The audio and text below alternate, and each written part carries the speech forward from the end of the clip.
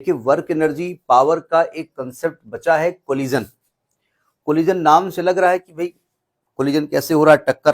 ठीक है, तो सिंपल अगर भाषा में कहा जाए तो आप कहेंगे दो बॉडीज के टक्कर, टक्कर of two bodies are known as collision. हो गया काम खत्म, हेंस प्रूव्ड हो गया। अब क्या चाहिए भाई, व्हाट इज कोलिजन मालूम हो गया। अब कोलिजन कितने तरीके से हो सकता है, बोले तरीके से क्या होता है, टक्कर माने टक्कर?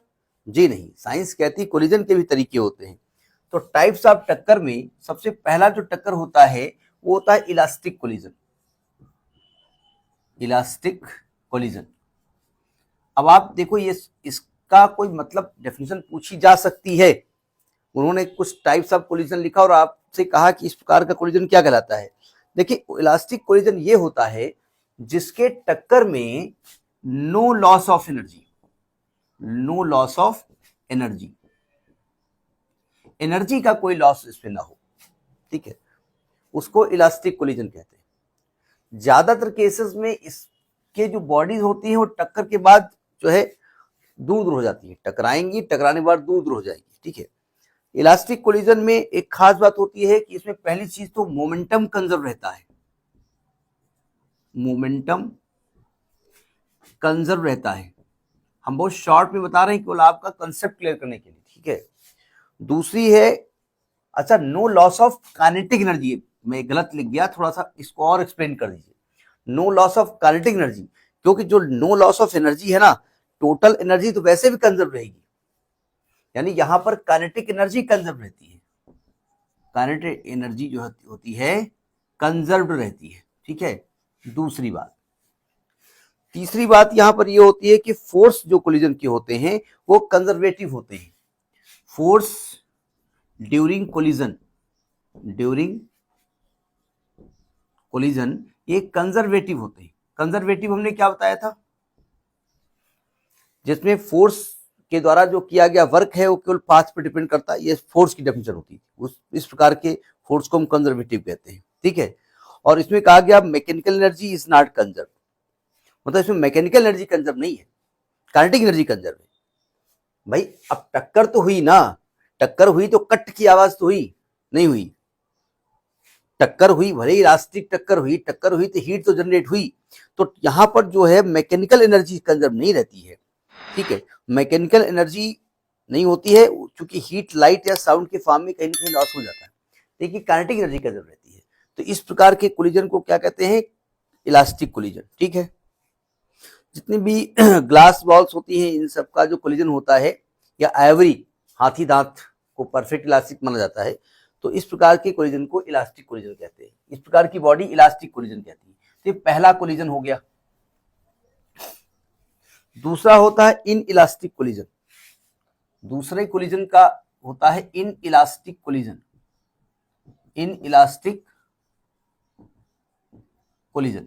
अब बिल्कुल उसको उल्टा कर दीजिए, जो इलास्टिक कोलिजन है, इन इलास्टिक कोलिजन में क्या होता है, काइनेटिक एनर्जी कंजर्व नहीं रहती है, यानी लॉस ऑफ काइनेटिक एनर्जी होती है। यहां पर लॉस ऑफ काइनेटिक एनर्जी होती है, यानी कि इसमें जो मोमेंटम होता है, मोमेंटम बोले तो एंगुलर लीनियर मोमेंटम, ये कंजर्व रहता है, कंजर्व रहता है, लेकिन काइनेटिक एनर्जी जो होती है वो नॉट कंजर्व रहती है, नॉट कंजर्व्ड रहती है। यानी कि टक्कर के पहले और टक्कर के बाद जो काइनेटिक एनर्जी होती है वो चेंज हो जाती है, लॉस हो जाती है। ठीक है, काइनेटिक एनर्जी नॉट कंजर्व।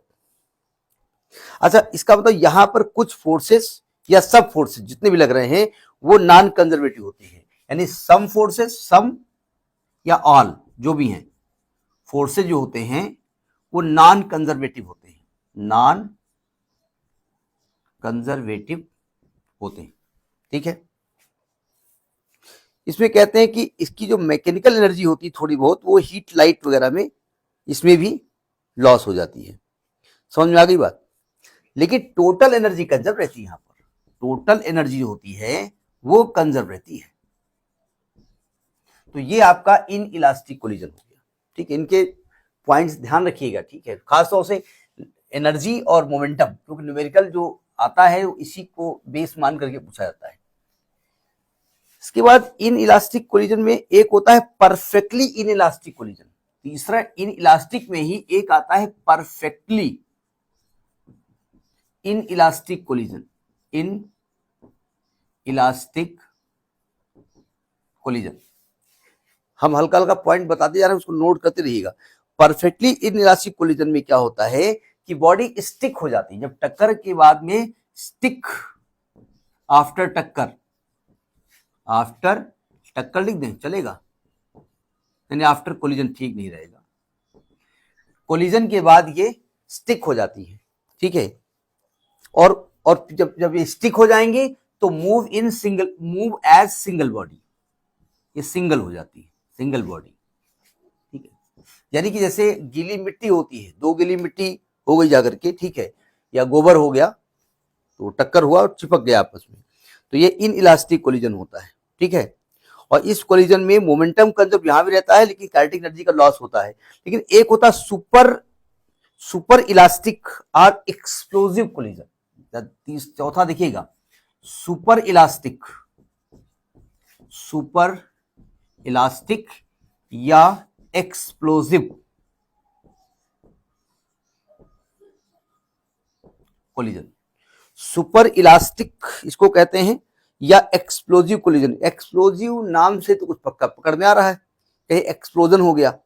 अब मान लीजिए आपने, जो होता है ना क्रैकर्स होते हैं, जैसे कहीं टक्कर मार दो वो दगना शुरू हो जाते हैं, ठीक है, तो उसमें क्या होता है कि इसकी काइनेटिक एनर्जी इंक्रीज हो जाती है, काइनेटिक एनर्जी इसमें क्या हो जाती है, इंक्रीज हो जाती है, इसलिए पोटेंशियल कम हो गई होगी, ठीक है भाई। जैसे क्रैकर्स होते हैं, जिसको आप जानते हैं ना, दीपावली वगैरह में दगाते हैं, तो क्या होता है कोलिजन के बाद में एकदम से वो धड़ धड़ धड़ाम धड़ाम होने लगते हैं, तो काइनेटिक एनर्जी उसमें इंक्रीज हो जाती है, जो बर्स्टिंग ऑफ क्रैकर्स में ये लगता है। अब एक बड़ा अच्छा नाम है एक हेड ऑन कोलिजन, जिसको वन डायमेंशनल कोलिजन कहते हैं, और एक होता है ऑब्लिक या टू डायमेंशनल कोलिजन। जरा उसको समझने की कोशिश करिएगा। हेड ऑन कोलिजन क्या होता है, मतलब ये कोलिजन के टाइप में ही आ सकता है, कह सकते हो। नेक्स्ट है head on collision, head on या इसको कहते हैं one dimensional collision, one dimensional collision. देखिए वन डायमेंशनल कोलिजन मतलब इलास्टिक भी हो सकता है, नॉन इलास्टिक भी हो सकता है, वो बात की बात है। कहा गया if it collide in which the colliding bodies move along the same straight line. मतलब समझिएगा, मतलब दो बॉडी है, मतलब ये हम लाइन जानबूझ के बनाए दे रहे हैं, ठीक है। अब ये बॉडी पता चला ये दो बॉडी हैं और ऐसे टक्कर हुई, तो टक्कर के बाद भी जब ये अलग अलग हुई तो सेम लाइन में चलेंगी। यानी पहले मान लो U1 U2 वेलोसिटी से चल रही थी और टक्कर के बाद V1 V2 वेलोसिटी से चल रही हैं, तो ये सेम लाइन में चलेंगी। इस प्रकार के कोलिजन को हेड ऑन कोलिजन या वन डायमेंशनल कोलिजन कहते हैं, ठीक है। देखिए बता तो दिया गया, लेकिन प्रैक्टिकली होता कैसे, जरा समझिएगा। जब दो बॉडीज ऐसे टकराएं कि दोनों के centre of mass same line पे होंगे, तो इस प्रकार के कोलिजन को हेड ऑन कोलिजन कहते हैं, तभी हेड ऑन कोलिजन होता है। नहीं समझे? जैसे मान लीजिए आप कहीं जा रहे हो, आपकी एक सहेली, आप ही की सेहत की है, हम ये नहीं कह रहे हैं कि बहुत मोटी तो गिर जाओगे तुम, ठीक है। अब एक टक्कर होती है कि आपके बगल से उसे धक्का मार चलेगी, तो आप ऐसे घूम जाओगे ना, थोड़ा सा नहीं घूम जाओगे।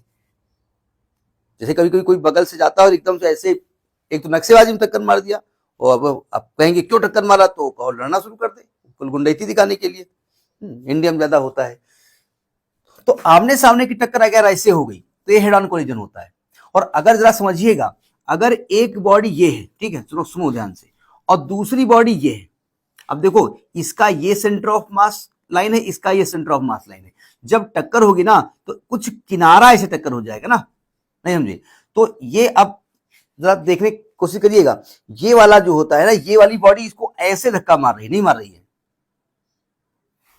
तो ये जो बॉडी है वो इधर चली जाएगी और ये वाली बॉडी इधर चली जाएगी, ठीक है।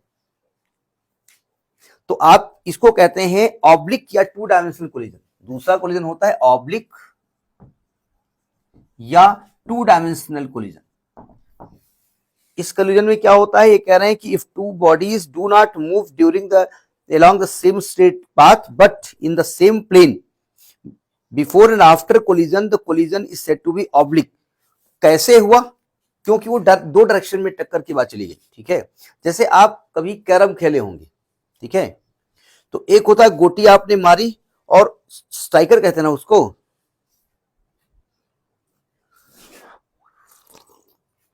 तो जिधर आपने स्ट्राइकर मारा, स्ट्राइकर कहते हैं, स्ट्राइकर कहते हैं, स्ट्राइक जो करता है स्ट्राइकर कहते हैं, स्ट्राइकर जो भी कहते हैं, समझ में आ गया होगा। तो जब देखिए दोनों गोटियां सेम होंगी तो कभी देखो स्ट्राइकर मारोगे तो सामने वाली गोटी उसी सीध में चली जाएगी, ठीक है, और कभी कभी मारोगे इधर, वो इधर भाग जाती है। वो तब होता है जब आपकी गोटी ये है, स्ट्राइकर ऐसे यहां पर आके टकरा गया तो ये ऐसे भगा देगा इसको, नहीं समझे, और यहां आके टकरा है तो ऐसे भगा देगा इसको। तो इस प्रकार का जो कोलिजन होता है वो टू डायमेंशनल या ऑब्लिक कोलिजन कहलाता है। समझ में आ गई बात। अब हम elastic collision in one dimension का थोड़ा मैथमेटिकल कॉन्सेप्ट यूज करना चाहते हैं, क्योंकि यहां पर एक फंडामेंटल आता है, कभी कभी शॉर्ट क्वेश्चन यहां पर पूछे जाते हैं। रब करें, हम बहुत शॉर्ट में बात कर रहे हैं, बहुत बहुत डिटेल में वैसे हो जाएगा, डिटेल ही हो जाएगा लगभग। देखिए अब हम बात करेंगे elastic collision in one dimension. Elastic collision in one dimension. Elastic collision का मतलब ये हुआ कि कोलिजन के बाद बॉडी अलग अलग हो जाएंगी, पहली बात ये समझ लीजिए, यानी वो चिपकेंगे नहीं। दूसरी बात, वन डायमेंशन का मतलब होता है कि जब दोनों टकराएंगे तो टक्कर के बाद उसी स्ट्रेट लाइन में चलेंगी। ये प्रैक्टिकली पॉसिबल तब होता है जब उनके वो टकराते हैं, मतलब सेंटर ऑफ मास एक स्ट्रेट लाइन में होते हैं, ठीक है। देखो पिक्चरों में दो हीरो लड़ेंगे तो इलास्टिक कोलिजन ऐसे होता है बिल्कुल, ठीक है, और जब विलेन से कहीं बदतमीजी करेंगे तो ऐसे किनारे ऐसे धक्का मार देंगे, वैसे हिल गया, काहे धक्का मार रहे हो, तो वो धक्का इस किनारे पड़ा, तो इस किनारे में क्या हुआ कि दोनों के सेंटर ऑफ मास एक स्ट्रेट लाइन में ही थे, तो दूसरा वाला किसी और डायरेक्शन में मुड़ गया। समझ में बात नहीं आई। तो जरा देखिए ध्यान से, यहाँ एक दो पॉइंट्स के फॉर्मूले निकलेंगे। हमने कहा ये दो बॉडीज हैं, ठीक है, ये m1 मास की बॉडी है और ये m2 मास की बॉडी है, और दोनों सेम डायरेक्शन में u1 u2 वेलोसिटी से चल रहे हैं, अभी कोलाइड नहीं हुए हैं। ये तो हो गया बिफोर कोलिजन, ठीक है। अब चूंकि इधर आगे जगह है तो हमारे पास तो है, आपके पास भी होगी, थोड़ा कैमरा इधर कर दे। अब क्या हुआ, इसके बाद थोड़ी दूर गए और ये टक्कर हो गई दोनों में, ये कोलाइड हो गए, ठीक है, m1 मास की बॉडी और m2 मास की बॉडी, और इसके बाद क्या हुआ, ये अलग अलग हो गए उसी लाइन में, m1 मास की बॉडी m2 मास की बॉडी, और उसी लाइन में v1 v2 वेलोसिटी चलने लगी, ठीक है। ये बिफोर कोलिजन हुआ, ये ड्यूरिंग कोलिजन हुआ, ये आफ्टर कोलिजन हुआ। ये नहीं कहना सेकंड लाइन में क्यों चलना शुरू कर दिया, क्योंकि उस लाइन में जगह नहीं है, ठीक है। तो सबसे पहले आपने कहा इलास्टिक कोलिजन, तो इसका मतलब इसका लीनियर मोमेंटम कंजर्व है। तो जब हम लगाएंगे bye law of conservation of momentum, bye law of conservation of momentum, तो जरा देखिए ध्यान से, m1 u1 plus m2 u2, ये तो टक्कर के पहले का मोमेंटम है, is equal to m1 v1 plus m2 v2। बात समझ में आ गई। डायग्राम रब करते हैं, कोई जरूरत तो है नहीं। अब चूंकि हमें कुछ प्रूफ करना है इसलिए हम इसी में थोड़ा सा चेंज कर लेते हैं, इसमें इंप्लाई यहां लगा देख रहे हैं, देखो ध्यान से, m1 वाला टर्म इधर ले आओ और m1 कॉमन ले लो, तो क्या ये u1 माइनस v1 हो जाएगा, इज इक्वल टू इधर m2 वाला टर्म इधर ले आओ, m2 v2 माइनस v1 हो जाएगा। ये क्वेश्चन नंबर 1 डाल दीजिए, ठीक है। यानी इसके बाद का स्टेप ये लिखा हुआ है। अब चूंकि हमने कहा इलास्टिक कोलिजन में काइनेटिक एनर्जी की भी कंजर्व रहती है, तो by law of conservation of kinetic energy हम डाल देते हैं कंजर्वेशन ऑफ काइनेटिक एनर्जी, मतलब half m1 u1 square plus half m2 vu2 square is equal to half m1 v1 square plus half m2 v2 square. सही कहा मैंने? क्या मैं कह सकता हूं कि अगले स्टेप में हाफ साफ हो जाएगा?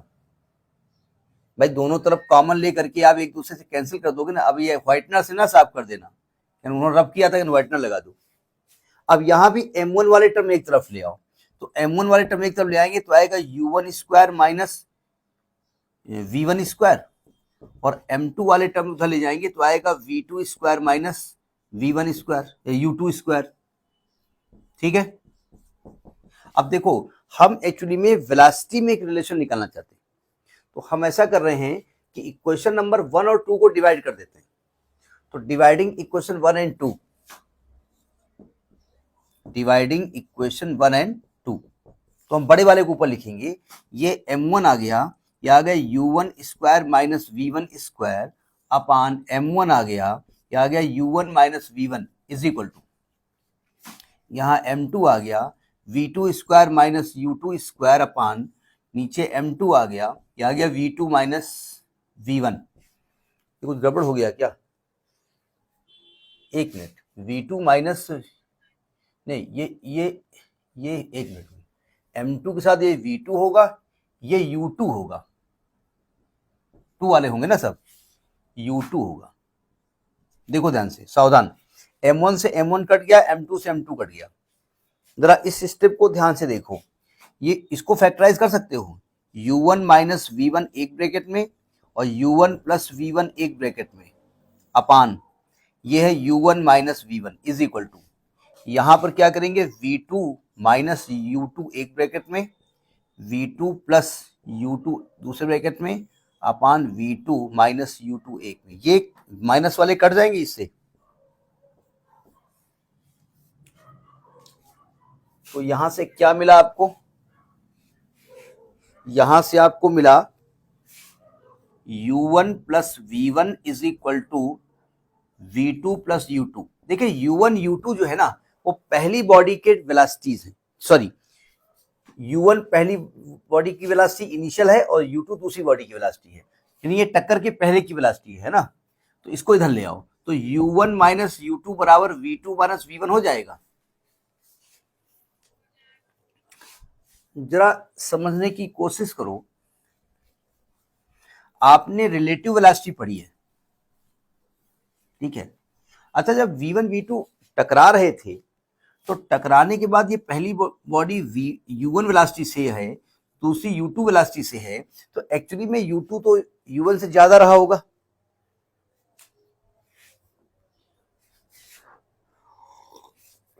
जरा समझने की कोशिश करो, अगर इनके बीच की दूरी 5 मीटर थी पहले, ठीक है, और इसकी स्पीड मान लिया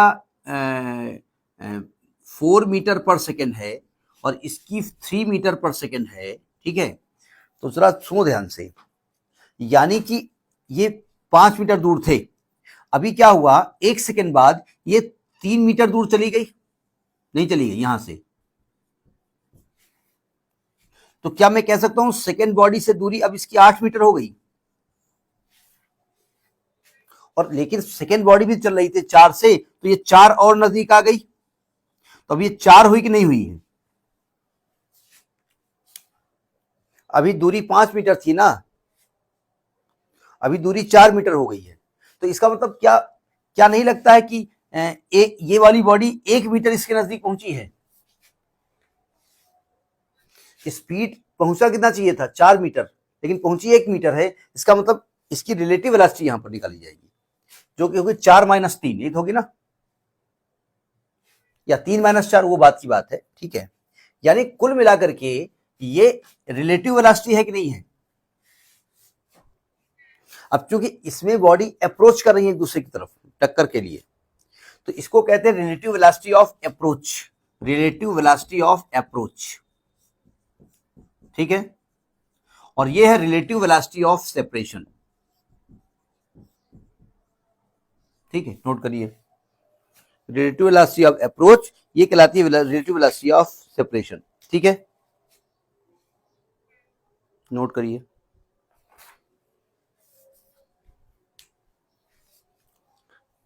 अब जरा देखिए, एक्चुअली में हमको निकालना क्या होता है, हमको निकालना होता है कोलिजन के बाद दोनों की वेलोसिटी, है ना।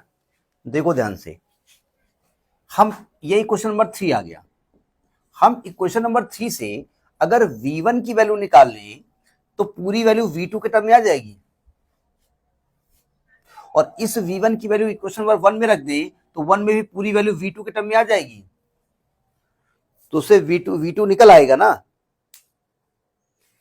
उसी प्रकार से यानी पहले भी हमने क्या किया, V2 को V1 को गायब कर दिया, तो पूरा का पूरा जो सिस्टम था V2 में आ गया, तो V2 निकल आया।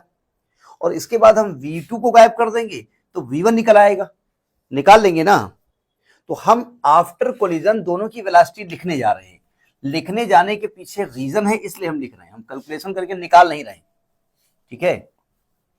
यानी आफ्टर कोलिजन जो V2 V1 की जो वैल्यू निकली है वो निकली है M1 माइनस M2। अब आप कहेंगे आपको भी नहीं याद है, हाँ नहीं याद है, हमको याद करने की जरूरत क्या है। M1 minus M2 upon M1 plus M2 U1 plus 2M2 upon M1 plus M2 U2, M1 plus M2 U2, ये पहली बॉडी की वेलोसिटी है V1। अब देखो अगर सिमेट्री लगा दो तो V2 निकाल लोगे, V2 बताओ क्या होगा, ये उल्टा हो जाएगा, M2 माइनस M1। अच्छा नीचे प्लस के केस में कोई दिक्कत वाली बात है नहीं, और यहां पर क्या आएगा, यहां पर U2 आ जाएगा और plus 2M1 upon M1 plus M2 into U1 हो जाएगा। इसे क्वेश्चन नंबर फिलहाल, चूंकि वहां पर अब जो भी आपने डाला है 3, 4, इसको फिलहाल 5, 6 डाल दे रहे हैं, ठीक है, नोट करिए।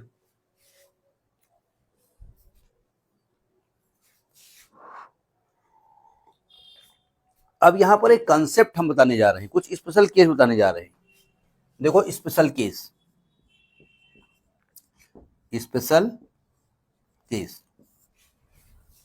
देखो आपने, अच्छा बाद में बताएंगे, जो ड्रामा बाद में बताएंगे। देखिए पहला केस है, अगर दोनों बॉडी के मास इक्वल हो, if M1 is equal to M2 होता है, M मान लेते हैं, अगर ऐसा हो जाए तो जरा इक्वेशन 5 देखो, बाई इक्वेशन 5 जरा सबकी जगह M रख दो, तो ये क्या आ जाएगा, V1 इज इक्वल टू ये M माइनस M0 हो जाएगा, और ये आएगा 2M अपॉन 2M कट जाएगा, तो V2 U2 आ जाएगा।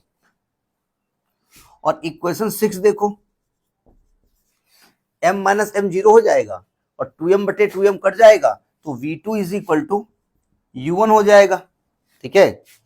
क्या आपने देखा, अगर सेम वेलोसिटी सेम मास की बॉडी टकराती हैं तो उनकी वेलोसिटी इंटरचेंज हो जाती है, कह सकते हैं ना। तो आप लिख दो statement, if two bodies of same mass collide each other then their velocities exchanges. आपने देखा होगा दो हीरो मतलब सेम मास के, और दोनों बड़ी दूर से आए, वो कुत्ते कहीं के कमीने कहीं ऐसे करते करते, और टक्कर हुई, टक्कर के बाद वो दूर हट के गिर जाते हैं दोनों, मतलब पहली की वेलोसिटी दूसरे को मिल गई, दूसरी वेलोसिटी पहले को मिल गई, ठीक है। नहीं ये होता है, नोट कर लिया। अब दूसरा केस देखिए, ये आपको स्टेटमेंट्स याद रखने पड़ेंगे, ठीक है। अब ये स्टेटमेंट शॉर्ट में काम देते हैं। उन्होंने कहा 5-5 किलो की दो बॉडी है, ठीक है, और एक वेलोसिटी, पहली बॉडी की वेलोसिटी 3 मीटर पर सेकंड थी और दूसरी की वेलोसिटी 2 मीटर पर सेकंड थी।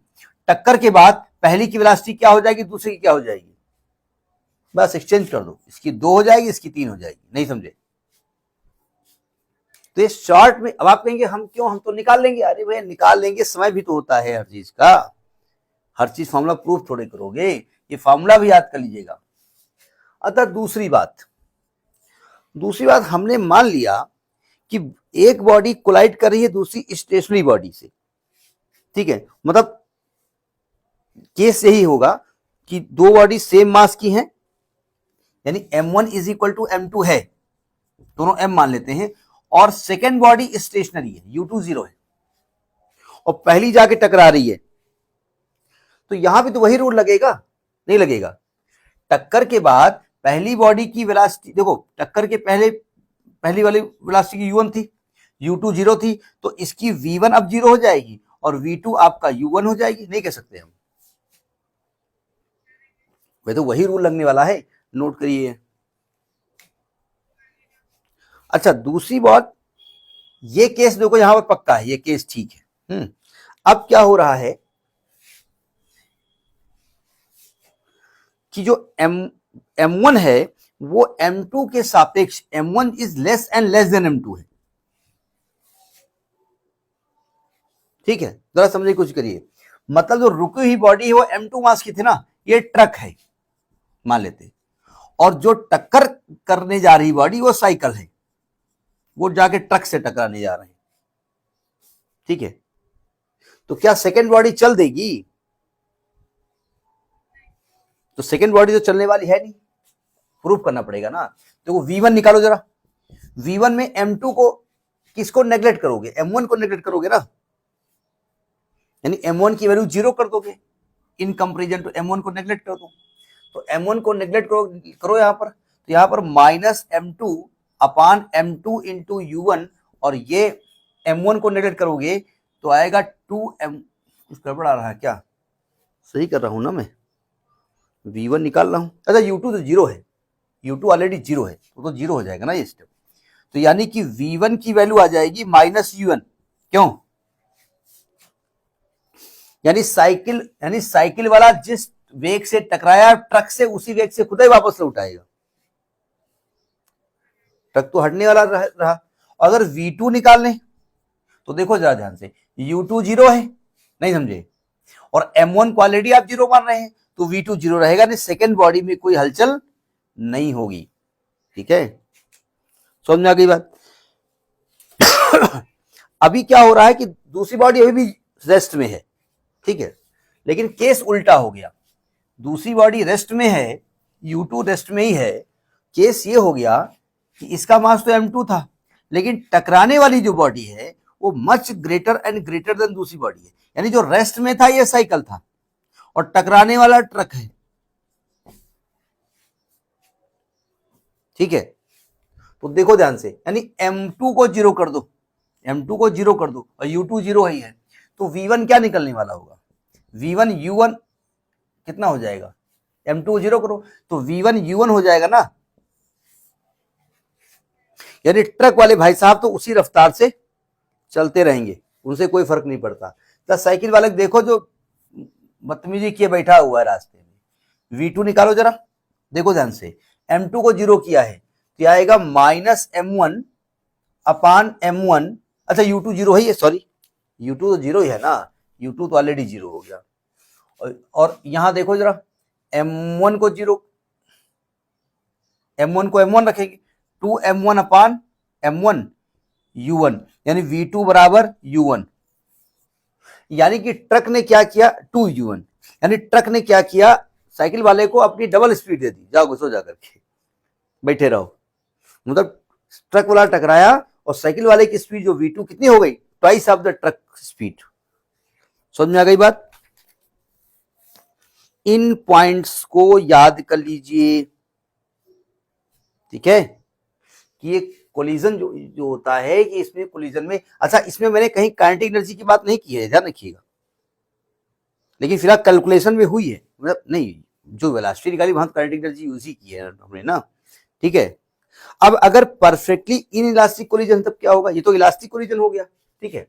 अब इसमें अगर कोई और अननोन चीज होगी तो दो फार्मूले हमारे पास थे, M1U1 प्लस M2U2 बराबर M1V1 प्लस M2V2, और हाफ M1V1 स्क्वायर प्लस, अच्छा एक चीज और, कभी कभी क्या होता है, उन्होंने कहा इफ टू बॉडीज या कोलिजन इज इलास्टिक, तो कंडीशन हमने एक ये याद है, M1U1 plus M2U2 is equal to M1V1 plus M2V2।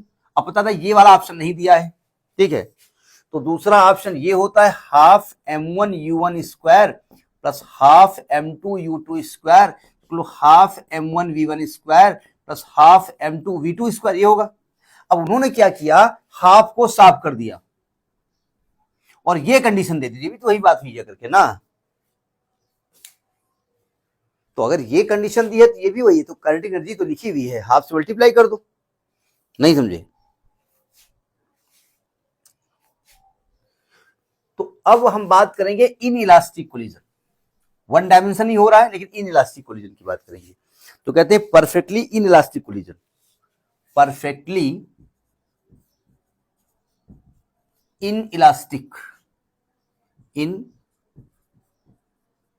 Elastic collision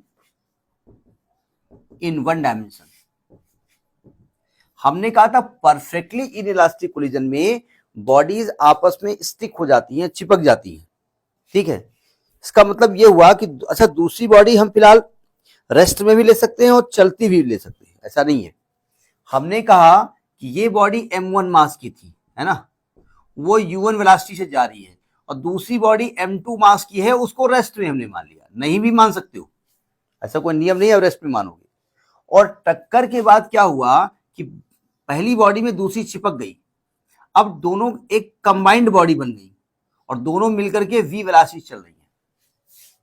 ठीक है, हमने क्या कहा, हमने कहा दूसरी बॉडी चल भी सकती है, ऐसा कोई नियम नहीं चलेगी। ठीक है, हम इसको मान भी सकते हैं u2 वेलोसिटी से चल रही है इधर और चिपक गई आपस में। ठीक है, तो यहां पर क्या कंजर्व रहेगा, मोमेंटम कंजर्व रहेगा, यानी कि m1 u1 plus m2 u2 बराबर, अब कंबाइंड बॉडी का मास m1 plus m2 into v हो जाएगा। हम फिलहाल दूसरे को रेस्ट में नहीं मान रहे, चला रहे। ठीक है, दूसरी बात, काइनेटिक एनर्जी जो होगी ना वो कंजर्व नहीं रहती है। तो जो इनिशियल काइनेटिक एनर्जी है, इनिशियल KI मान लेते हैं, वो कितनी हो जाएगी, half m1 u1 square plus half m2 u2 square, और के फाइनल क्या हो जाएगी, half m1 plus m2 into v square. अब इन दोनों, ये पहला इक्वेशन, दूसरा इक्वेशन, तीसरा इक्वेशन, अब तीनों को सॉल्व करके जो निकालना हो निकाल लो। नहीं समझे, अगर वो आपसे कहें लॉस कितना हो रहा है, अगर आपसे कहें लॉस कितना हो रहा है, डेल्टा के निकालो, तो लॉस का मतलब पहले एनर्जी ज्यादा रही होगी, इनिशियल माइनस फाइनल। हमने कहा था गेन कब होता है, जब सुपर इलास्टिक हमने बताया था ना, सुपर इलास्टिक या एक्सप्लोजिव कोलिजन, वहां गेन होता है, इन इलास्टिक में लॉस होता है। तो आप क्या करेंगे, half m1 u1 square plus half m2 u2 square minus half m1 plus m2 into v square. अब देखो यहां से v निकाल सकते हैं आप, v का मान यहां रख दो, सॉल्व कर लो। हम कोई फाइनल रिजल्ट नहीं दे रहे हैं आपको। ठीक है, तो समझ में आ गई बात, नहीं आ गई। अब अगर हम यहां एक स्पेशल केस ले लें, हम यहां पर u2 को क्या कर दें, 0 कर दें। ठीक है, तो u2 को जब 0 कर दोगे, देखिए यहां से v निकल आएगा ना, अगर u2 को 0 कर दोगे तो यहां से v क्या निकलने वाला है, m1 अपान m1 plus m2 into u1, ये निकलेगा ना। तो यहां भी u2 को 0 कर दो, तो ये आपका जो निकलेगा हाफ m1 u1 स्क्वायर, ये तो 0 हो गया, और minus half m1 plus m2, और v की वैल्यू ये है, इसका स्क्वायर करो तो क्या आएगा, m1 square upon m1 plus m2 का whole square into u2 square, आएगा नहीं आएगा। ये एक अलग केस है जब आपने सेकेंड बॉडी को रेस्ट में माना है, ये जरूरी नहीं है रेस्ट में हो, वो एक केस दिया है, तो उस केस को हम लेकर के कुछ निकालने की कोशिश कर रहे हैं, यानी second body in rest and first body गई, उसको स्टिक हो गई अगर। ठीक है, तो देखो ध्यान से, ये काइनेटिक एनर्जी में लॉस निकल रहा है, तो डेल्टा के इज इक्वल टू, ये m1 प्लस m2 कट गया, देखो एक तो हाफ कॉमन हो गया, कोई बात नहीं, और u1 स्क्वायर कॉमन हो गया, और m1 भी कॉमन हो गया, है ना। तो यहां क्या बचेगा, यहां बचेगा 1 माइनस, यहां क्या बचेगा, यहां m1 अपान m1 प्लस m2। अब इसको अगर हम कैलकुलेट करें, ब्रैकेट को जरा कैलकुलेट कर लिया जाए, तो आ जाएगा half m1 u1 square, LCM लो, तो आएगा m1 plus m2 minus m1 अपान m1 प्लस m2, कट गया। तो डेल्टा के की वैल्यू आ जाएगी half m1 m2 upon m1 plus m2 into u1 square. ये लॉस ऑफ काइनेटिक एनर्जी का फॉर्मूला हो गया, नहीं समझे। तो इस फार्मूले को आप एज ए फार्मूला याद कर सकते हैं, ऐसा नहीं याद कर सकते। ठीक है, मेमोरी में है तो ठीक है, या बहुत स्पीड से इसको आप कैलकुलेट कर लो। अब कहीं कहीं क्या होता है कि इनिशियल और काइनेटिक एनर्जी का रेशियो निकालने के लिए कहते हैं के फाइनल पॉइंट के रेशियो निकाल लो, क्या दिक्कत है, इसको अलग से क्यों याद करें हम। ठीक है, तो वो हम नहीं निकाल रहे, कोई दिक्कत। हाँ, निकालना चाहो तो थोड़ा सा निकालने की कोशिश मैं करता हूं, तो देखो ध्यान से, फाइनल एनर्जी क्या आई है, half m1 plus m2 into v square आई है, और इनिशियल क्या आई है, half m1 into u1 square आई है, और v इसको अगर हम कैलकुलेट करें तो आ जाएगा m1 plus m2 upon m1 into v square upon u1 square, यही तो आएगा ना। अच्छा, v अपान u की वैल्यू आपने पीछे से निकाली है, m1 अपान m1 प्लस m2,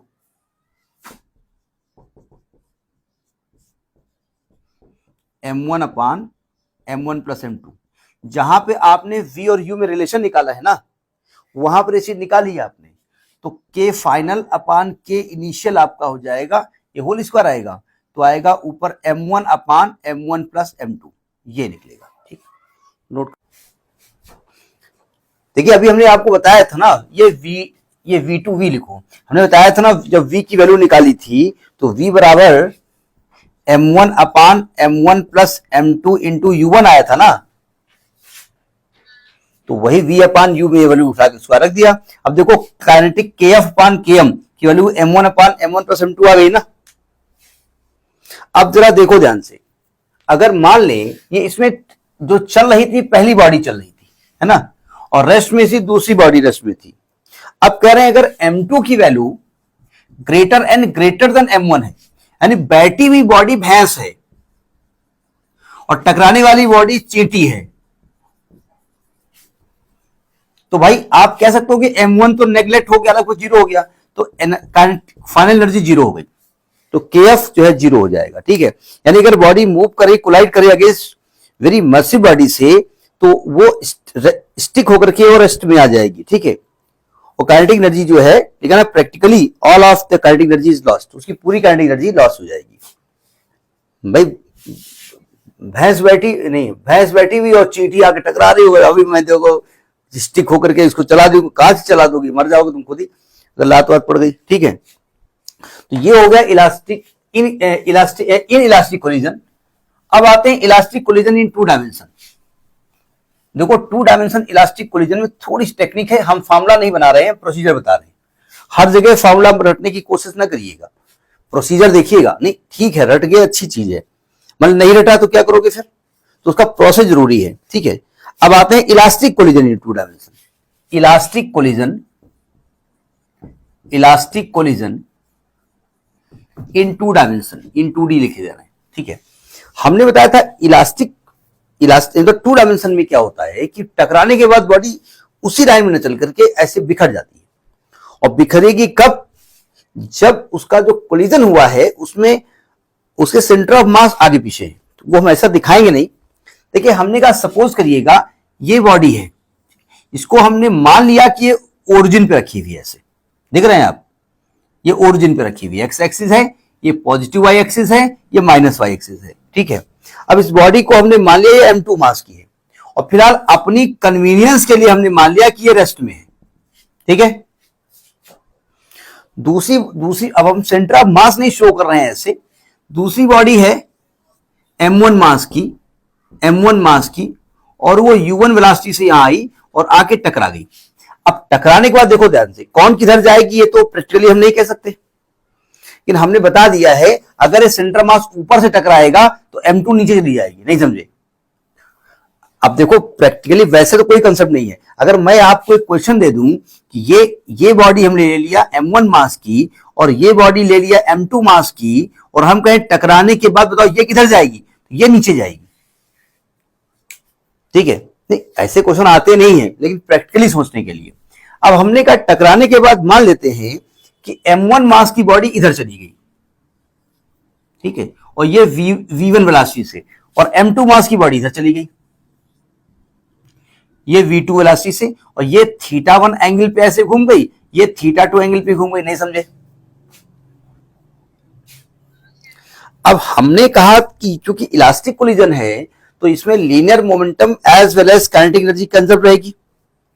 तो देखो प्रॉब्लम यहां पर यह है कि अगर हम इनिशियल मोमेंटम की बात करें तो वो तो इस डायरेक्शन में है, और बाद में वेलोसिटी इधर हो गई है, तो v1 का इधर की ओर जो कंपोनेंट है वो v1 cos θ1 है, और v1 का जो ऊपर की ओर कंपोनेंट है वो है v1 sin θ है, sin θ1। ठीक है, v2 का जो थीटा 2 से लगा हुआ कंपोनेंट है V2 cos थीटा 2 है, और ये वाला कंपोनेंट है V2 sin थीटा 2। नहीं समझे? ठीक है, ये तो कंपोनेंट हो गए। अब आपको कंजर्वेशन ऑफ मोमेंटम जब लेंगे तो अलोंग एक्स एक्सिस अलग लेंगे, अलोंग वाई एक्सिस अलग लेंगे। ठीक है, तो आप लिखेंगे ये डायग्राम ये और रब कर दें। ऐसा नहीं करते हैं। Conservation of linear momentum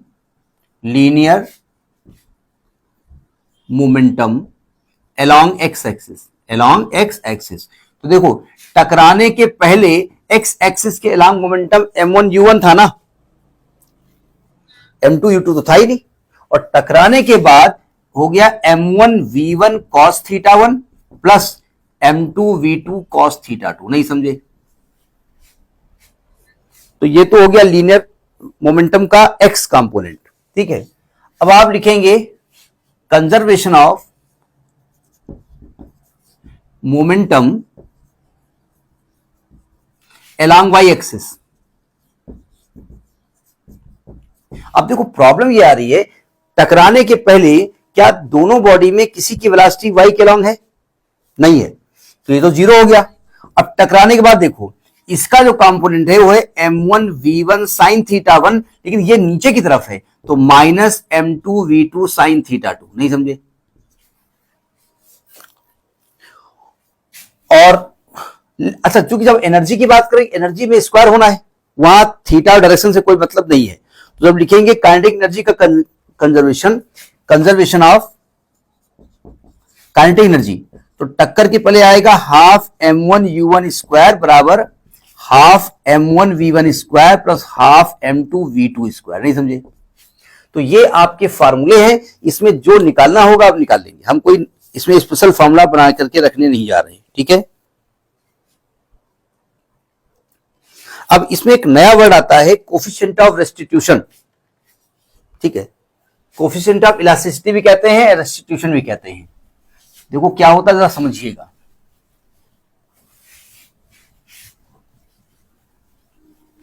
generally inter level पे किताब में नहीं मिलता है, होता है जेई वगैरह में भी, आपके यहां भी आता है कोफिशिएंट ऑफ रेस्टिट्यूशन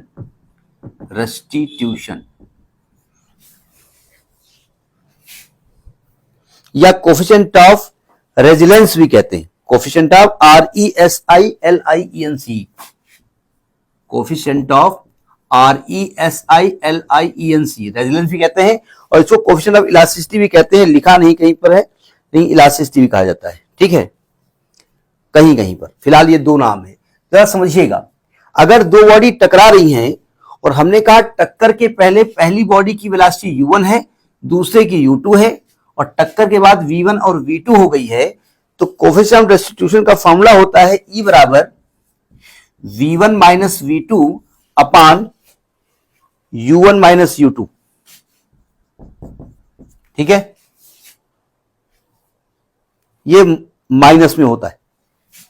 मॉड ले लो तो अलग की बात, कहीं कहीं मॉड लिखा होता है v1 माइनस v2 अपान u1 माइनस u2। ये कोफिशिएंट ऑफ रेस्टिट्यूशन कहलाता है। ठीक है, और E की वैल्यू अलग अलग होती है। तो इलास्टिक के लिए E1 होता है, यानी इलास्टिक कोलिजन के लिए E की वैल्यू 1 होती है, और इन इलास्टिक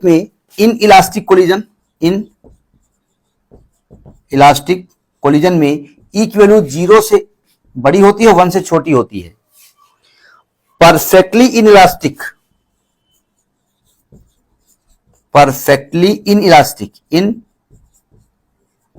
में E की वैल्यू 0 होती है, और सुपर इलास्टिक में E की वैल्यू 1 से बड़ी होती है। सुपर इलास्टिक हमने बताया था, सुपर इलास्टिक क्या होती है, E की वैल्यू 1 से बड़ी होती है। ये वैल्यू याद कर लीजिएगा, आपके कॉम्पिटिटिव एग्जामिनेशन में ये यूज हो सकती है। तो ये कोलिजन का कंसेप्ट है, समझ आया नहीं आया? ठीक है, तो इसको आप करिएगा। ठीक है।